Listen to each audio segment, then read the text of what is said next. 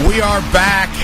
Kickoff, Boomer and Valenti. It's a special edition. We got holiday haircuts, people. Fresh fades for Turkey Day. Boomer, the hair looks exquisite. Mine is a far more Italian haircut. We are ready to rock. It's the quarterback edition of Kickoff. Yes, it is. It's week 11, and I got 6 quarterbacks that are under the magnifying glass coming into this weekend. Number one, 2 guys facing off against each other, Zach Wilson and Mac Jones, both under pressure for different reasons. Zach Wilson, of course, 0-3 versus the Patriots, and the Jets have lost 13 straight to the Patriots. Mac Jones, I don't think the fans up there in New England are totally all in on Mac Jones. As a matter of fact, they all were Bailey Zappi fans about 5 weeks ago. But, Mac needs to have a good game against a very good defense. Dak Prescott on the road at Minnesota, 2 interceptions last week, a bad loss to a team that's going nowhere, the Green Bay Packers. A lot of pressure on Dak to live up to that contract. How about Matt Ryan and the Colts? They faced the Eagles. Now, they finally found their running game last week against the Raiders. I do think that they have a very good chance against an Eagle team that is devoid of a run defense right now. Without Jordan Davis, they can't stop nobody. That's exactly right. And then you have Justin Herbert going against the Chiefs and Patrick Mahomes in his building. There are going to be more Chief fans there than Charger fans. But he's got to outduel the great Patrick Mahomes. And Patrick Mahomes is missing a couple of his wide receivers. That's why I think Kadarius Toney is going to go off this week. God help and then, me. of course, Josh Allen, who's really had a subpar last 2 weeks, a little bit of a lull in this great career that he is building. And now their game was moved from Buffalo to Detroit inside, perfect weather. I think he has a huge game against the Browns this week. Agree totally. And a couple of the guys you mentioned, we're going to revisit. I called this the quarterback edition. We did this at the start of the year. All the second-year quarterbacks from this ballyhooed class, where we were at the start, where we are now, and we go to Boomer for some predictive measure to see where these guys will be game 1 of next year. All of that a little bit later. Let's hit the rundown. This is the NFL Rundown. All right, Booms, we got to talk about it. Start with Thursday Night Football. The Titans, this is going to happen again. They're going to be one of the top seeds. They're going to win a playoff game. And I swear no coach does more with less than Vrabel. This is happening. Well, he has a good team now. You talk about offensive and defensive lines. They are about as good a pairing as there is in the NFL. Now, their quarterback, Ryan Tannehill, had a great game, against the Packers. There's no question about that. 333 yards, threw a crucial interception late in the game, didn't come back and hurt them. But the one thing that you have to remember is that Tennessee won 2 games with Malik Willis as quarterback, and I think they completed 11 passes combined in those 2 games. So it tells you about the substance of the team, about the coach, and you're talking about a team that wants to make every game into a street fight. They want to condense the game. They want to hold on to the ball. That's exactly what they did to Green Bay. And Derrick Henry's a monster. So much so, in fact, that I think we saw a glimpse of what is the problem in Green Bay, and his name is Jair Alexander. He's one of the highest paid defensive backs in the league. He's supposed to be their best defensive back, and I saw him at least 3 times turn down Derrick Henry. And it's not a good look for somebody that's that high paid, is supposed to be that good, and it tells me the symptom of losing. All I have to do is watch how he plays. You know who he reminds me of? He's the defensive version of what Odell was here towards the end. And when things don't go his way, it translates directly on the field. And I said this to you before we started the show. Go back and watch the Buffalo game. He did the same stuff. And then if he gets beat, he'll compound it, take a god-awful penalty, or go space cadet and lose coverage. And it's, Boomer, they have a real issue with him. There's an immaturity level here. Well, I would just say it's easy for us to talk about it here in the studio. It's hard for Matt LaFleur to really deal with it directly because you never know what kind of relationships are in the locker room. All I can tell you is that every football player wants everybody to hold up their end of their responsibilities. And to me, when I watch this game against the Tennessee Titans, I don't see Jair Alexander holding up his end of the responsibilities. And there has to be a little bit of self-awareness. So I think you have to bring him in privately, you have to show him the tape, and you have to ask him to explain himself. Yeah, how about at the end where he wasn't paying attention and Tannehill beats him deep? That's the point. So, but there's one down on the goal line where he has a chance to take on Derrick Henry. Now, you and I do not want to take on Derrick Henry. No, he made a business decision. Yeah, that's funny when we say that because that was the old Deion Sanders line. But, it's not funny when you watch it on tape and you watch a guy run into the end zone and your team is getting booed in their home stadium. And that is part of the symptom of losing. And Matt LaFleur It's too late to do something about it this year, right? But they have to do something about it in the future because you can't stand for that. Are you surprised at the level of fan reaction in Green Bay? I'm not. I mean, there is expectations, and expectations are heavy. And I've been a player that has been booed. I've been a player that has been cheered. I went from being the strike. I guess the example of the strike in 1987 where the Cincinnati fans wanted to get rid of me. I had just signed a $1.2 million contract, and they couldn't believe that I was a quarterback going out on strike, supporting my teammates. The next year I came back, and I was fortunate enough to win the MVP. So I went from the outhouse to the penthouse in less than a year. So I'm not surprised by the way fans react these days. By the way, 16 straight games for Aaron Rodgers. Hasn't thrown for 300 yards. You can do what you want with it. All right, but here's the thing. Compare that to Ryan Tannehill. So who were Ryan Tannehill's two wide receivers 2 years ago? Corey Davis and A.J. Brown. Yeah. Where are they now? Gone. So who was Ryan Tannehill throwing to? Well, what was left of Robert Woods and a rookie in Treylon Burks. Exactly. So, I mean, he's essentially in the same situation Aaron Rodgers is, but there's no drama around Ryan Tannehill. Well, and he makes half the money. But there's no drama. Well, right. It's just easy. Yeah. Aaron, how about last night? Where do you go from here? Home. Thanks. Yeah. Thanks, Aaron. He's a very interesting guy who's having an interesting season, and I'm glad he found himself in Peru in the offseason. More magic mushrooms for all. I got to give you credit on something. I know I bust your chops about it, but your faith, your conviction in your Bucs. My Bucs. Hold on now. They are 5-5, and it's not a work of art, but they got it done against the Rams. They go to London. I was impressed with the way they jumped on Seattle. 5-5, your resolve's going to pay off. They're winning the South, aren't they? Yeah, I do believe they're going to win South, and they're going to have a home playoff game. And, let's say they get the Giants in the first round of the playoffs. Oh, God. I mean, you think that Tom Brady will carve up the Giants, or do you think the Giants make it miserable for Tom Brady again? I don't think the Giants can score, Boomer. They can't score. I know, that's their problem. That's a big problem, but neither can the Tennessee Titans, for that matter. But they still win. It doesn't really matter as long as you're not turning the ball over. And I would just say that Tom Brady very rarely ever turns the ball over, and he threw an interception for the first time in 399 pass attempts last week against Seattle. Now he'll start a new chapter over, and he's going to lead them right to the playoffs. I want to ask you about one and done. And, I mean, I know it's early. It might be reactionary, but you do see this in the NFL now where guys coaches are one and done. You never used to see it. You had to be horrible not to get a third year. But you've got a matchup of potential one and dones here with America's coach, Nate Hackett, and then Josh McDaniels. He's back. Boomer, one, both, or neither get fired at the end of the year? I think maybe one, and I don't think it's Josh McDaniels because the Raiders' financial situation. He's not the richest owner. He's basically the general partner of that team. They're not going to fire a coach and pay him for the next 4 years. It's just not going to happen. So I think he's going to remain. I can see Nathaniel Hackett. The only reason I say that is because the owner didn't hire him. Right. He was hired before the owner got there. And deep pockets. And they ended up giving, Russell Wilson all that money. I wanted to put Derek Carr and Russell Wilson on that list that I started the show off with. But the reason I didn't do that is because they both have losing records. And I think it's an assumed understanding that they're both under significant amount of pressure.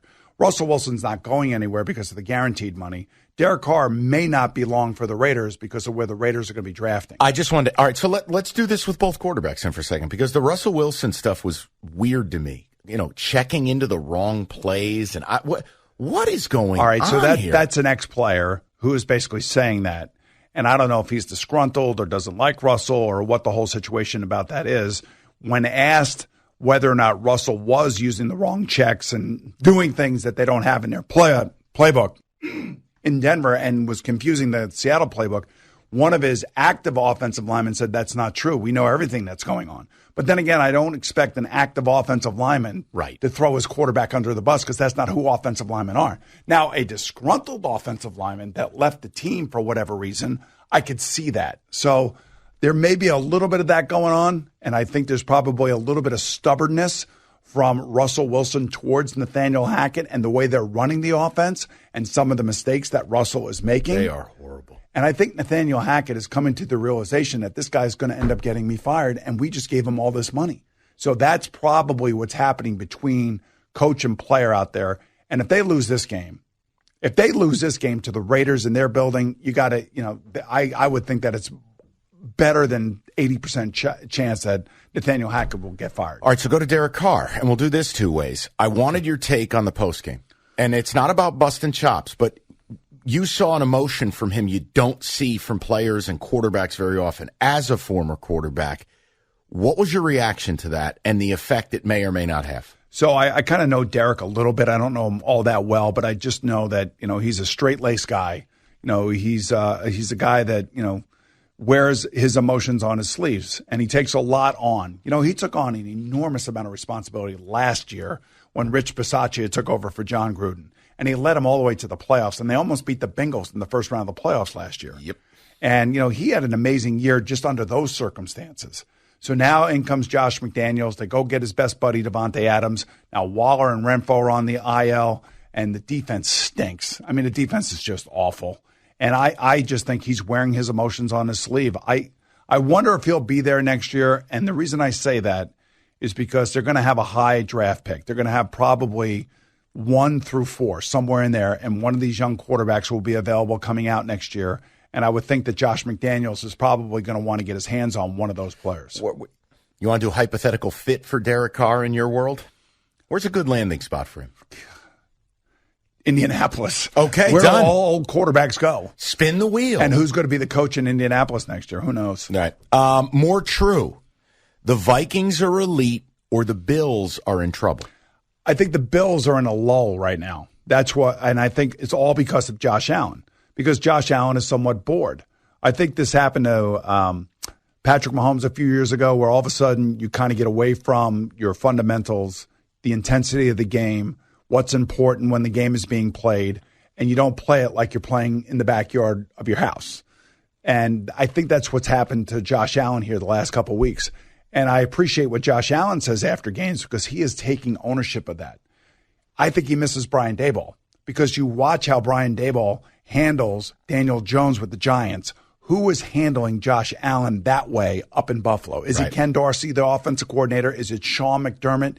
Sean McDermott needs to go to his quarterback and say, look, man, we love you. We want you to be the animal that you are on the field. But you can't be turning the ball over, because in this league, everybody now knows that the turnover is king.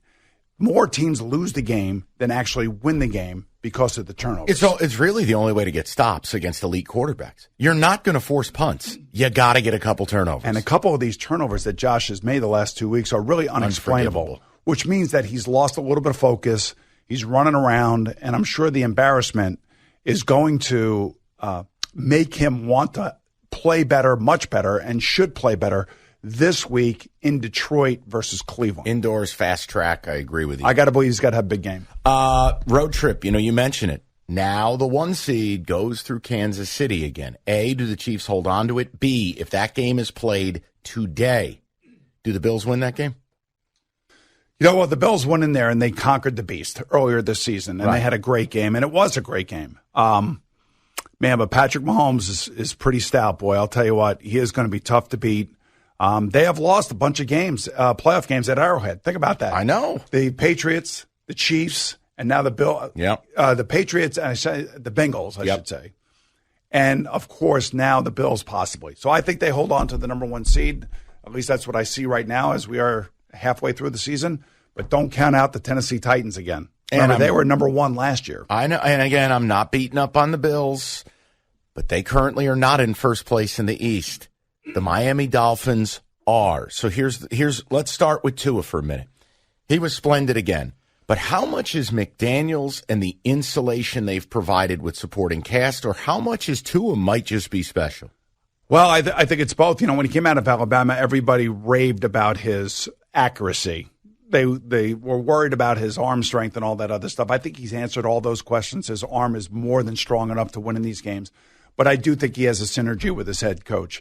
His head coach came from Kyle Shanahan. He's got a lot of great ideas. He's got great players around him, much like the way that the Eagles built around Jalen Hurts is kind of like what Miami has done for Tua Tagovailoa. And I don't see why they won't host a playoff game and win the AFC East if, in fact, it turns out to be that way.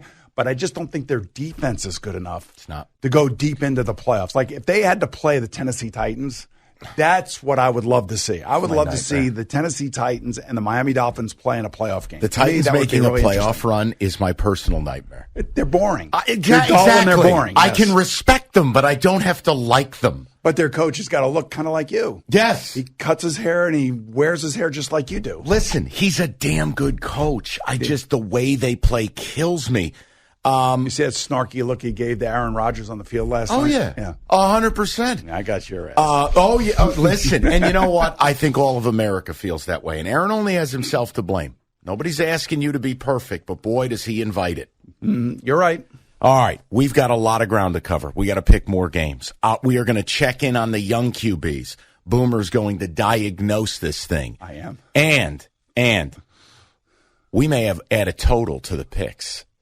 All of that and more coming up next. It's Kickoff with Boomer and Valenti.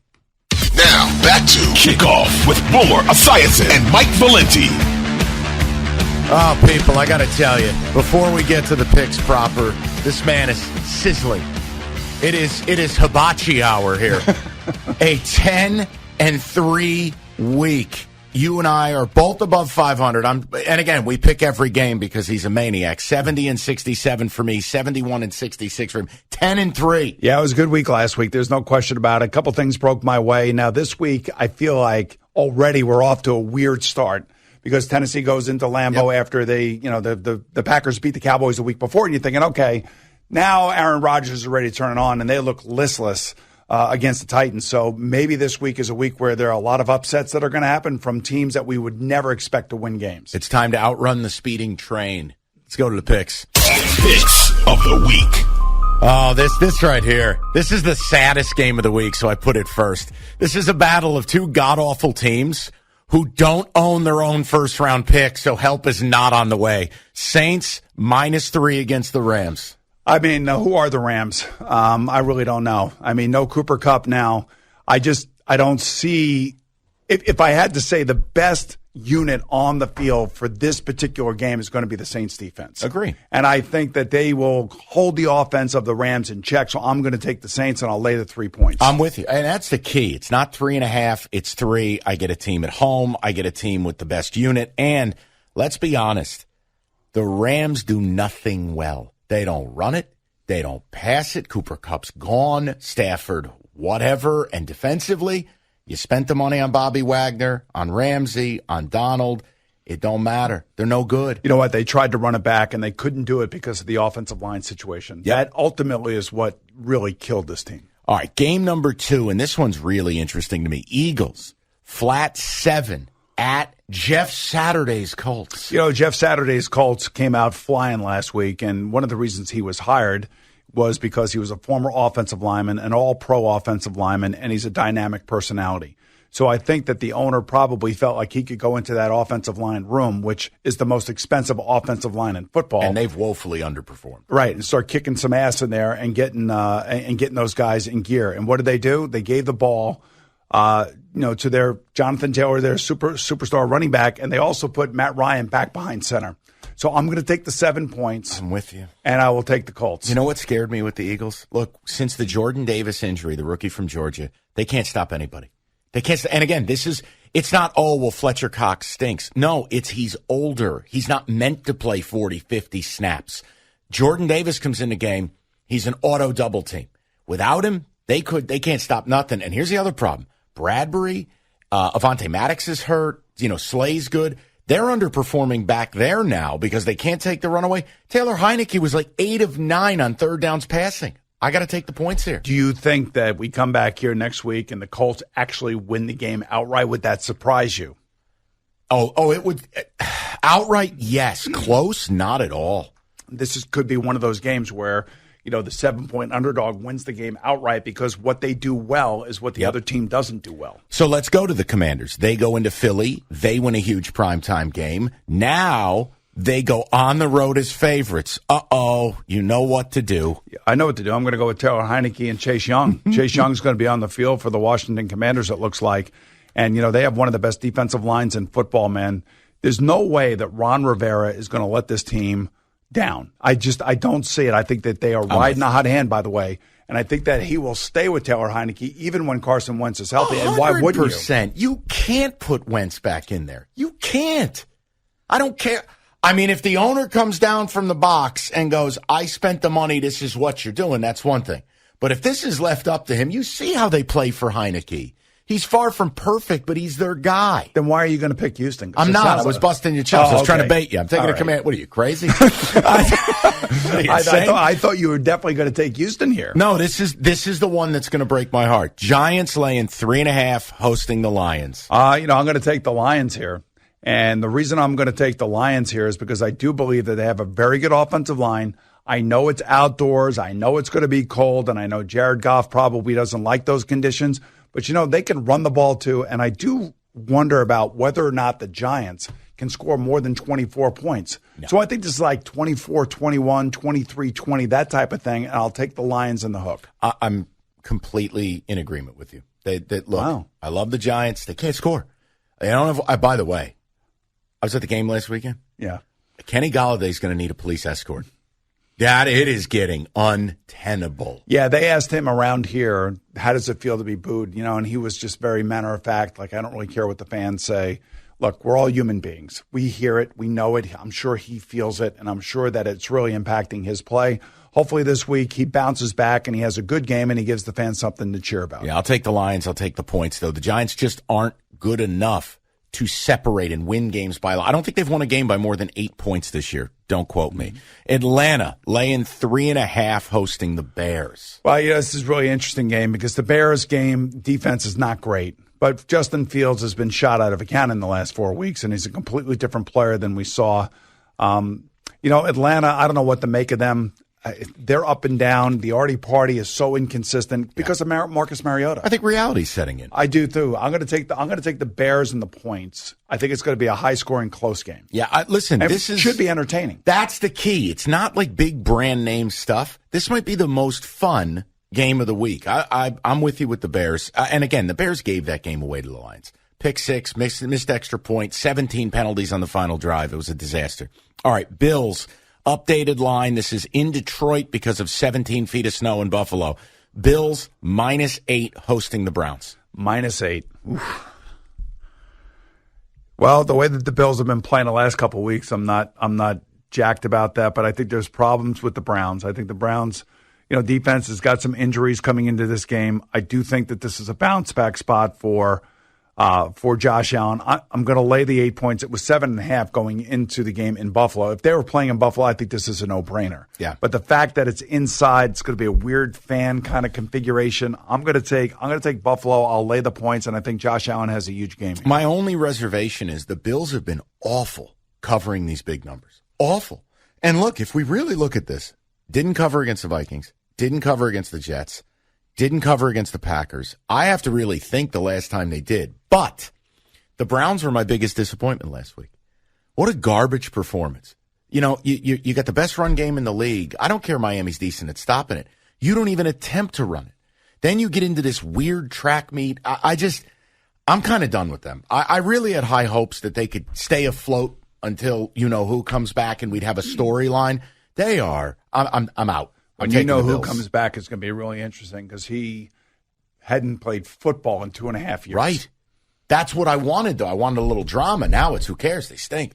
I'm gonna take the Bills. I can't back that other football team. All right.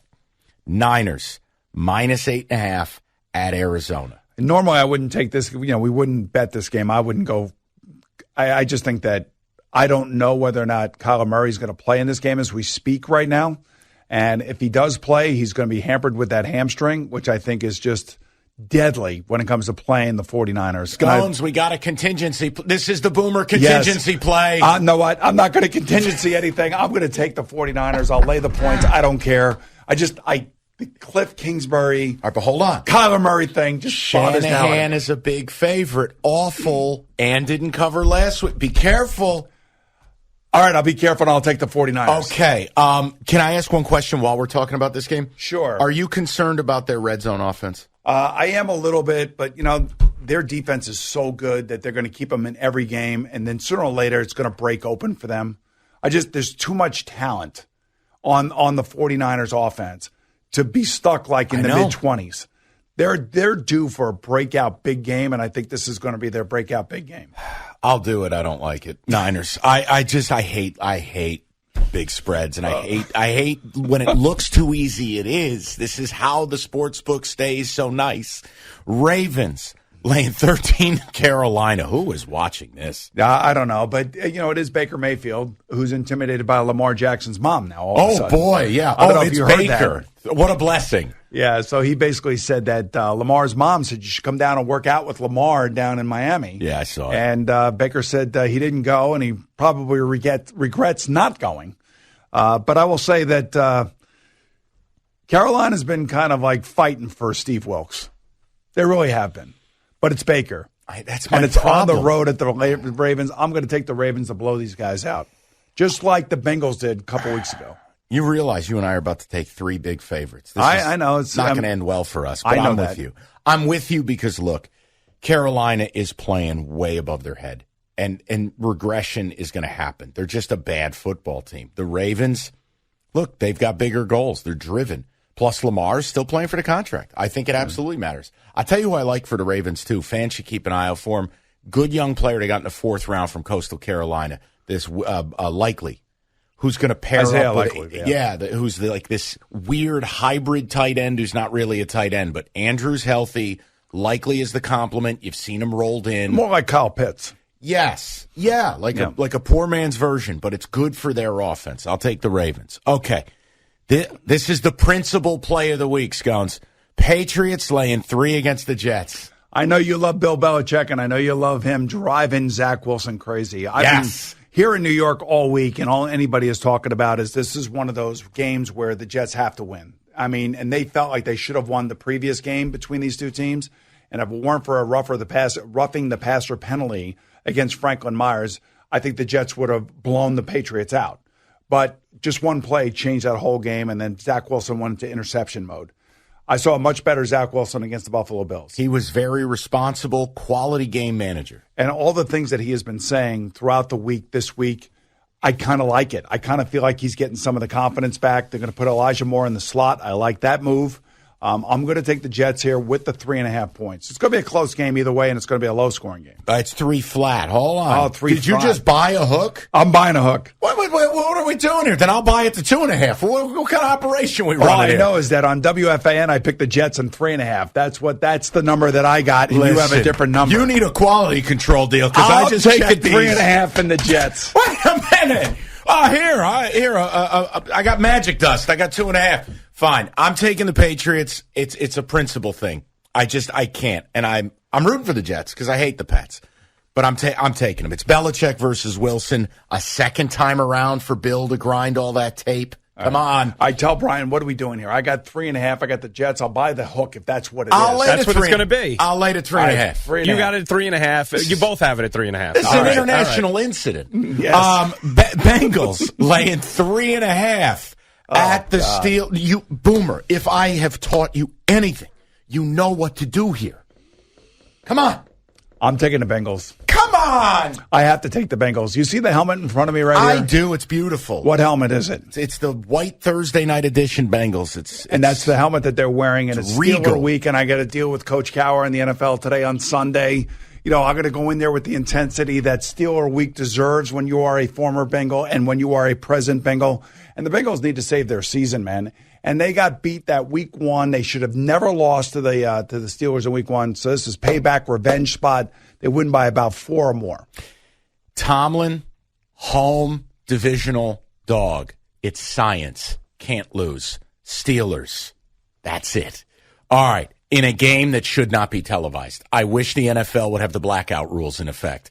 Broncos laying 3 to the Raiders. I told you earlier on in this show how important this game is for Russell Wilson and Derek Carr. More so for Derek Carr, I think, for his long-term future in Las Vegas. But I do think that Raider defense stinks. And can you imagine the Bronco fans watching Russell Wilson struggle against this defense? I can't see it this week. I think Russell Wilson has his best game of the year. I think they beat the Raiders, and I'll lay the 3 points. I abstain.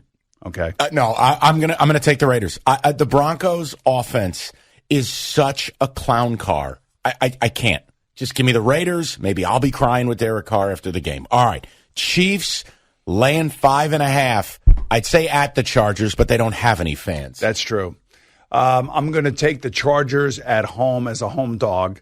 I don't know necessarily that they'll win this game, but much like the Jets and the Patriots, it's the Chargers and the Chiefs.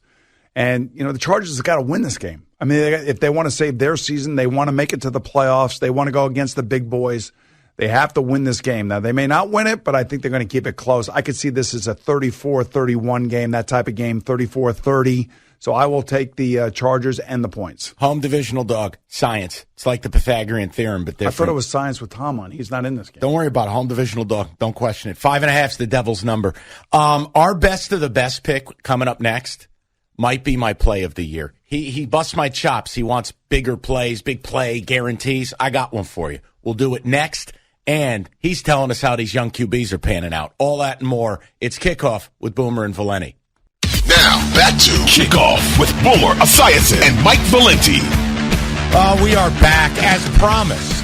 We're about to go to our game of the week, and I'm gonna put my neck out there with this one. Let's get to the best of the best. This week's best of the best of the best of the this week's best of the best. And it actually should be a damn good football game. Ready for this? The Cowboys, 1.5-point favorites on the road against America's Vikings. America's Vikings, hook, line, and sinker as far as I'm concerned, Mike. And I know you're going to tell me that Vegas is talking to me. I don't even know what that means half the time when you guys talk like this. But all I can tell you is that from a former player perspective, we all hated the Cowboys. And when the Cowboys came to town, it was something special.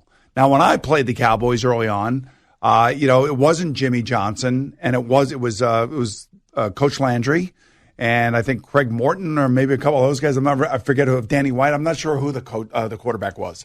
But then all of a sudden, I played them as a Jet in the '90s, and it was Troy Aikman, and it was Jimmy Johnson, and it was Emmitt Smith, and they just brought the best out in you.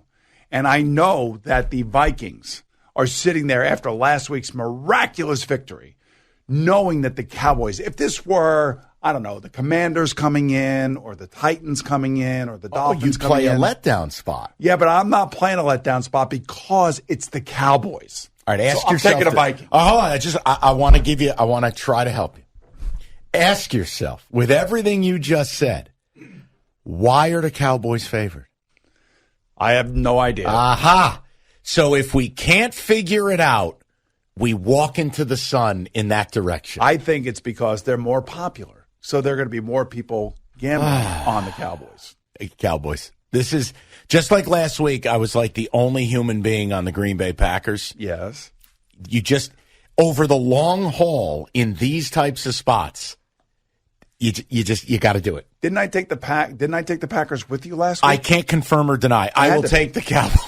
I mean, so you weren't the only guy. I mean, I had the Packers and the points last week. Let me ask you a question, though. I didn't expect them to win, but I expect them to keep it close. Do you think at all the Vikings have been whistling by the graveyard a little bit? I mean, they're good. I'm not denigrating. They give up a lot of yards. And here's the key. They live on the turnover. Dallas here, that was a wacky loss. I just feel like Dallas can keep them off the field. The defense should have a little bit of pride. I mean, Dallas's defense, my God, you give up 17 points the last 3 times Green Bay has the ball. I think there's just a bounce back here. And by the way, Kirk Cousins, pressure. Remember, Vikings could be without 3 starters on the O-line this week. Which is trouble. Be very careful. Yeah, I will. But here's the thing. Very careful. The one thing I will say, Micah Parsons, after their game last week, did say, we need better gap control. We need to be more true to ourselves as a defense. And, I would expect that this has been a long week for the Cowboys and that they've had to listen to all the criticism. And I could see why they're favored. Don't get me wrong. They're a good football team, and I think they're a very good defense. And I do agree with you that the Vikings have gotten by, if you will. But there's something special I feel like is happening with the Vikings because you don't win games like last week the way that they did. I mean, so we already have it in the books, our December dinner bet. Yes. Do you want this to be a January dinner bet? No, we'll keep the December dinner bet going. I'm offering. You're so confident. No, that's okay. I just feel like from the player perspective, and it's the Cowboys. Okay. I know that the Vikings right now are probably sitting at home going, I cannot believe that we are underdogs in our own building where we do not lose and we have a real home field advantage. Let's do it. Cowboys -1.5 for me. Vikings for you. Let's ride into the sun. I want to do the quarterback check-in, and there's a reason. We start the year thinking one thing. We're past the midway point, and this is about this ultra hyped up quarterback class of 2 years ago. So I'm going to start. We'll pick a guy. I want to talk about where they're at right now and where you're going to believe they are next year. Okay. So Trevor Lawrence, we started the year saying franchise. We're over the halfway marker. Your report on him now and where you think he'll be week one. All right. So out of all the quarterbacks on the list, Fields, Lance, Mack, and Wilson, Mac Jones, that is, Trevor Lawrence is still the highest rated of the quarterbacks on the quarterback ranking charts. So he's got more touchdowns than interceptions.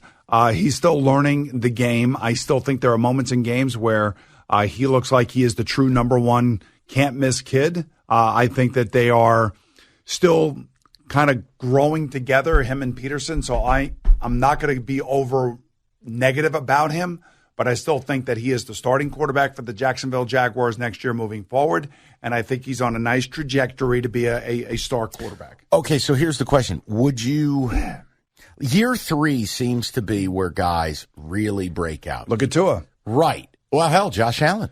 Yeah. Do you think next year's that year for him? Yeah, it's got to be. I mean, because you got to have the answer after the third year, and the reason you need the answer after the third year, you got to know whether or not you think this guy is your future and you're going to invest a fifth year in him.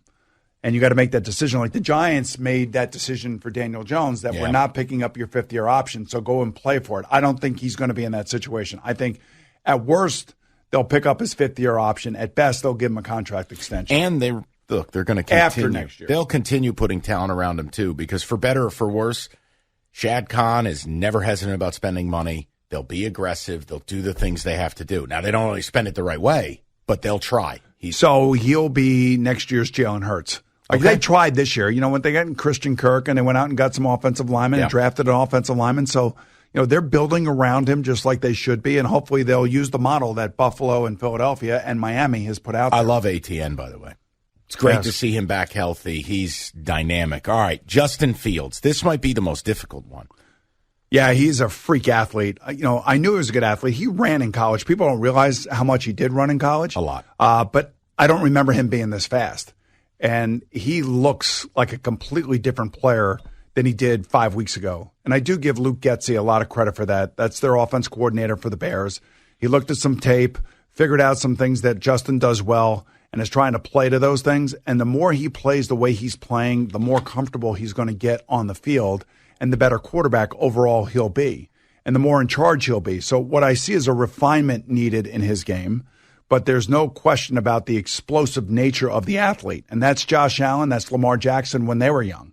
That's what he looks like to me. All right, so we started the year saying QB blender. Yes. Now solidified, starter, massive upside.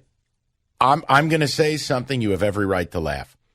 I think the development you saw from Josh Allen in year 2, the last thing that happened was the accuracy, the understanding of the NFL passing structure. The Bears need to do better in getting him help, getting him an O-line. Is it crazy to think we're seeing that type of development from him? I think that's the trajectory that he's on. There's no question about it. And I do, their GM, Ryan Poles, is doing a hell of a job. I mean, he made some controversial trades of defensive players, and I just think whether it be Roquan Smith or Quinn, Robert Quinn, that broke the locker room maybe defensively, and they're giving up a lot of points, but I still think this is about the future of that young quarterback, and they recognize an opportunity to get draft picks in there, and they will definitely build around him. All right. This one's difficult because the kid's hurt, but we still have to talk about it. Trey Lance, you said by midseason, benched. You never even got that far. Any intel on what his future holds? None whatsoever. I mean, it's totally incomplete. I don't understand what they thought they were getting to start the season with a Super Bowl-laden roster. That's what they have now. and they had Jimmy Garoppolo on the trade docket and everything else, and they were trying to get rid of him, and then they redid his contract. If Jimmy Garoppolo takes this team to the Super Bowl, which I think is very, very possible, I don't know what they're going to do with Trey Lance, because I would think that you'd want Jimmy G back. But so let me ask you, what can Trey Lance get in a trade? Nothing. Not a 4th-round pick. Nah, maybe, but I think they'd much rather try to see if they can develop him. Because again, he's like Justin Fields. Like, you see this great athlete, and you got this great arm. You just got to fight through some of the growing pains that they're dealing with and see whether or not you can figure out the offense that fits his skill set the best. And that's one thing like Luke Getsy has done in Chicago. So if they re-sign Garoppolo, I'm just thinking mentally, all right, it'd be year 3 for Lance, totally unproven. He's on the rookie structure. Think Jordan Love. Okay, so you're just, do you think they would get any overtures? I don't think so. Okay. I really don't. And I don't necessarily know that Jimmy G is going to be there next year. There's something between he and Shanahan that doesn't. So they could be totally out. They could be, or they could be Derek Carr, or they could be somebody else going. Who knows? Now you're cooking. Yeah, you never know. All right, now let's go, Mac Jones. All right. Well, I would say the injury hurt him this year. I thought, he was ready to take the next step, and I see some struggle in the passing games. I would say he's a solid player. I wouldn't say that he's on the growth chart to be a awesome, great player like Tom Brady was. He's filling some pretty big shoes. There's a lot of pressure on him. I kind of think that he's going to be the quarterback of the Patriots next year too. Okay. And he's got to win these games now, and he's 3-0 versus the Jets. So there's no reason to think that you're not confident that he's going to be a player. And by the way, he's got a good offensive line, and they got a good running game, and they have an average group of receivers and tight ends. Yeah. Well, that's been the Patriots seemingly forever, outside of the, having Rob Gronkowski. It's kind of like the Titans, and it's kind of like the Green Bay Packers. Same thing. Very. All right. This is the one that, look, this was controversial. We started the year with Zach Wilson. You said question mark. I said infinitely replaceable. Where are we at? I know they're winning, but it ain't because of him. Well, he's answering some questions. There are some throws he makes, Mike, that are undeniable, that are NFL quarterback-worthy throws. And I see the explosiveness and the quick release, and I see the athleticism. He's not a runner like Justin Fields is. He's not even remotely close to any of those guys. He's a good athlete, and he shouldn't run. He should stay in the pocket and deliver it like Drew Brees did. He's got a really good arm, and he's really accurate when he knows where he's going with the ball. As long as he's careful, this defense is good enough to support him, and he's got a great supporting cast. The offensive line's a little shaky because of injuries, but I'm starting to believe in him. I'm starting to believe that he can make it, and he will definitely be the starting quarterback for the Jets next year as well. So you've gotten to watch him more. You've gotten more tape on him. What does he comp out as? If you had to compare him to someone. All right, I will say this. He's a combination of Fran Tarkenton and Brett Favre. But I got to get the Fran Tarkenton out of him, because running backwards doesn't work in this day and age. No. Fran Tarkenton used to be faster and quicker than the guys that were chasing him. You're not playing Wyoming on a Friday night. No, you're not. You got to stand in there and you got to learn it. I'm telling you, he's got a release kind of like Aaron Rodgers. He throws the ball beautifully.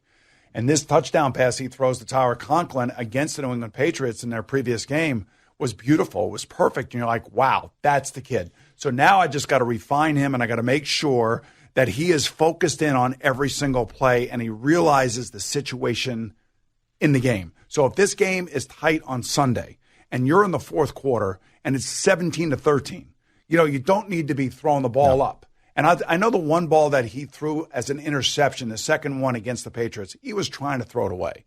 He just didn't throw it far enough away. Right. That you can chalk that that's to a blunder. Mistake. Right. It's a blunder. It's not like he misread a coverage. He just didn't do what he was supposed to do. Yeah. And didn't do enough of it. So what is he next year? Is he a Pro Bowl level guy? Do you think he will always be a high wire act? No, I think he's going to be a Pro Bowl level guy. I do. And the reason I say that is because Joe Douglas is putting players around him. So much like I see Tua in Miami and how his game has evolved because of the players around him, I think Zach Wilson can have that happen for him here at the Jets. All right, let's get a quick final word. What you say after this don't matter. This is the final word. I'm going to go back to what I said in the beginning of the game, beginning of the show. Zach Wilson, Mac Jones, this game right here means everything for Zach Wilson and the Jet fan. They have to come home winners. They cannot go 0-14 against the Patriots. And then, of course, Dak Prescott on the road at the Vikings. I heard what you said. It makes a lot of sense to me. He needs to have a bounce-back game. And then, of course, Josh Allen. I expect him to have a huge game in Detroit versus the Cleveland Browns. That is Kickoff with Boomer and Valenti, holiday edition next week. Thanks for listening. We'll talk to you then. It's Kickoff with Boomer and Valenti.